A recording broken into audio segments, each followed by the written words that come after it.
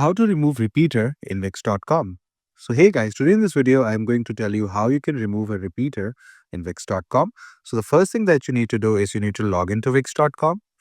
And once when you've logged in, you can click on design site and open the website that you're working on. So for example, I have a repeater here. And if I want to delete it and if I press delete, it's going to delete the entire repeater column.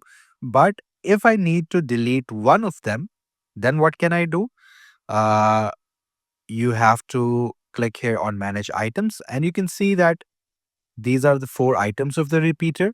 Now, this is very simple and very easy to do. It's no rocket science and it's pretty simple and self-explanatory. Now, if you have the need of removing either one of them, for example, uh, the art director left the company, and now if I want to delete her from the archives of my website and from the main website, the public website, then what can I do? I can click on these 3 dots. I can either duplicate it or I can delete only the art director right here.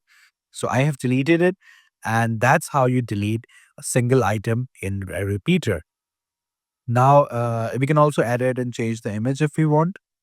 Now, if we want to delete the programming editor as well, you can just click delete and here you go.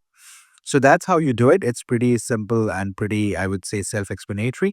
So that's how you do it, and that's the way. So if you found this video informative, please do drop a like and subscribe to the channel to see more content like this. I'll see you in the next one.